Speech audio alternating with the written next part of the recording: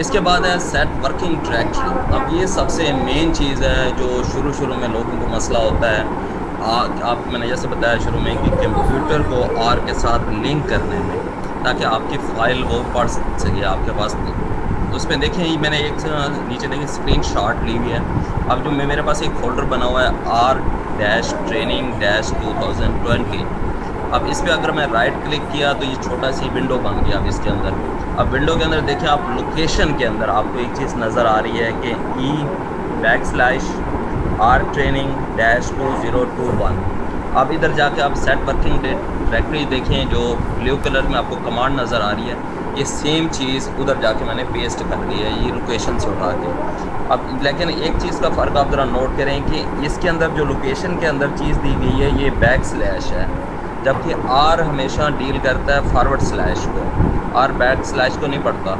वो आपको जस्ट आपको स्लैश चेंज करनी पड़ती है, बाकी आपको इन्वर्टेड कामा में वो सेम लोकेशन यहाँ पे पेस्ट कर देते हैं आप। उसकी वजह से क्या होता है, आपके पास डायरेक्टरी बन गई, यानी आपको अपने पाथ दे दिया आपके पास कि मेरे ये डाटा जो है, मेरी फाइलें जो हैं वो सारे यहाँ तक पड़ी हुई हैं। तो यहाँ से आर उसको पढ़ेगा कि आपके कंप्यूटर की किस लोकेशन में जाके मैंने फ़ाइल को पढ़ना है और मैंने बाद में जाके इन फाइल को सेव करना है।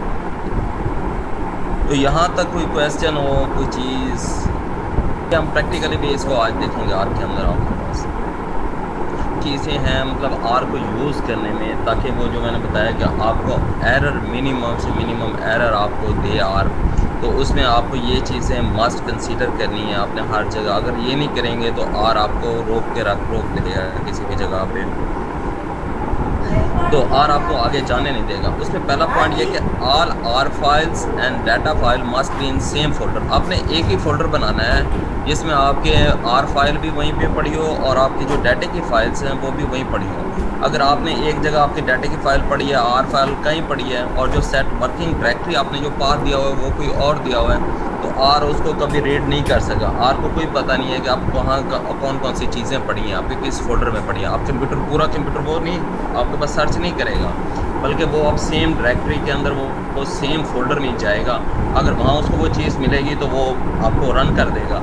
अगर वो चीज़ उस फोल्डर में नहीं पड़ी और वहाँ पे काम नहीं करेगा। तो ये शुरू में लोगों को ये वर्किंग डायरेक्टरी और ये फाइल्स वाला बड़ा मसला पेश आता है। तो लोगों को फिर वो कहते हैं एरर दे रहा है, आगे आर मूव नहीं कर, आर चल नहीं रहा। तो इस चीज़ को आपने मेन अंडरस्टैंड करनी है, ये 3-4 जो पॉइंट्स में आगे में। और दूसरा जो आपके पास किसी भी आपने स्पेस नहीं देनी फोल्डर के नाम पे। यानी मैंने आपको मिसाल दी है R folder, R dash folder. अब आर इसको अंडरस्टैंड नहीं करता, आर कहता है ये सिंगल स्पेस है, डबल स्पेस है, या इससे ज़्यादा स्पेस है। तो आपने कभी भी नाम के अंदर उसको स्पेस नहीं देनी। जैसे ये देखिए मैंने दूसरी मिसाल में आगे उसको वाज़े किया, आर अंडरस्कोर फोल्डर। तो यहाँ पे जाके आर को आपको ये स्पेस नहीं है। जब आप स्पेस देंगे तो वो एरर देगा आपको, बाज़ बात नहीं देगा, लेकिन अक्सर जगहों पे वो एरर, क्योंकि वो डबल स्पेस सिंगल स्पेस वो। इसी तरह आपने जो एक्सेल की फ़ाइल बनानी है या CSV फाइल बनानी है, तो उसके नाम में भी कोई स्पेस नहीं हो। यानी आर के आप एक्सेल या फोल्डर बनाएं या एक्सेल फाइल बनाएं, उसमें किसी किस्म की स्पेस ना हो। या तो आप उसका सिंगल नेम रख दें, जैसे डाटा है, अगर आप उसको 2-3 आगे नाम रखना चाहते हैं, या आपके पास डाटा अंडरस्कोर पॉड, तो उसको आप क्या करेंगे, आप अंडरस्कोर से जोड़ते जाएं लफ्ज़ों को, किसी में हिस्से में स्पेस ना आए। स्पेस आएगी तो एरर है, जो एरर आएगा तो आगे आपकी जो एक्सेल फाइल है इसके अंदर स्पेस नहीं होनी चाहिए। आप जो एक्सेल फाइल के अंदर डाटा है, चाहे आपकी ट्रीटमेंट्स हैं या आपके मेजर्ड वेरिएबल, यानी प्लांट हाइट है, यानी ट्रीटमेंट है आपके पास, सोइंग डेट है एक, तो सोइंग डेट के दरमियान में आपके पास उसमें भी कोई स्पेस नहीं होनी चाहिए। या डेट 1, डेट 2, डेट 3 पे आप लिखते हैं। और मेजर्ड जैसे प्लांट हाइट है तो प्लांट अंडरस्कोर हाइट, तो इस किस्म का प्लांट हाइट उसमें स्पेस नहीं देनी किसी भी जगह पे। और जो अलाइनमेंट करनी है हमेशा वो लेफ़्ट साइड पे आपके सारे मतलब ये चीज़ें लेफ़्ट साइड की तरफ हो आपके पास।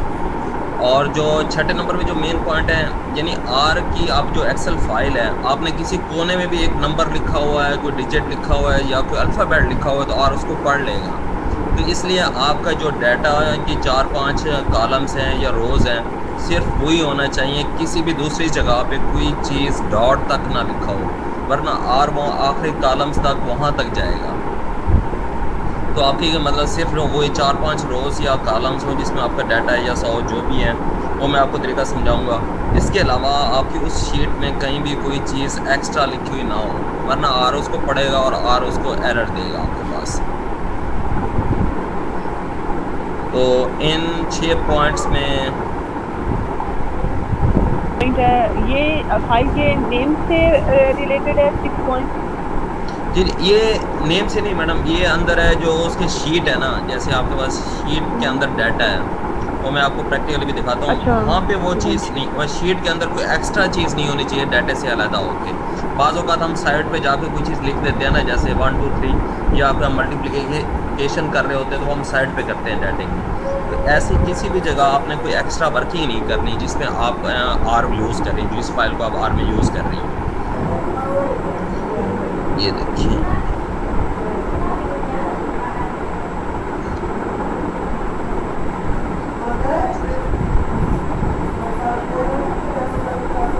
एक्सेल फाइल नज़र आ रही है आपको लोगों को?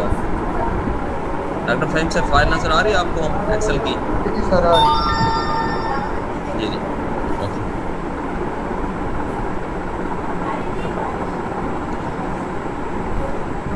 आपके पास इरिगेशन देखें हमने, इरिगेशन है आपके पास, मल्चेस है, नाइट्रोजन रेट्स के आप दरम्यान में देखिए मैंने कोई स्पेस नहीं दी, मैंने अंडरस्कोर उसमें लगा के रेट्स को ज्वाइंट किया है। इस तरह ऑर्गेनिक मैटर्स में देखिए मैंने वो अंडरस्कोर लगा के, जितने भी ये वाटर कंटेंट्स हैं, सॉइल फास्फोरस है, सॉइल पोटाशियम है, इलेक्ट्रिकल कंडक्टिविटी है, तो सारों के नीचे देखें वो डैश लगी हुई है, किसी भी जगह मैंने उसको स्पेस नहीं दी आपके पास।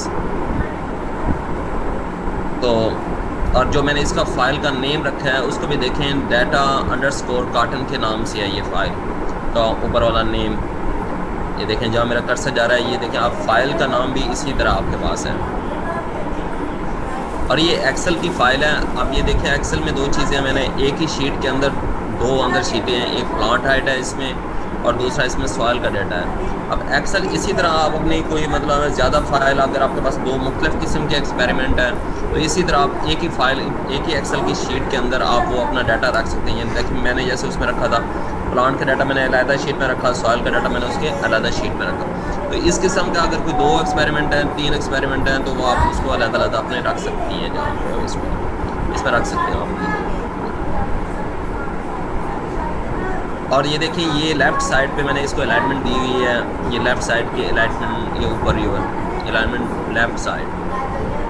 तो ये आप लोगों ने करना है उसको लेफ़्ट साइड में, क्यों आप सेंटर में रखेंगे फिर स्पेस आ जाएगी, आप उसको एंड पे रखेंगे फिर स्पेस आ जाएगी नाम के अंदर, तो यहाँ पे एरर के चांसेस फिर बढ़ जाएंगे आपके लिए।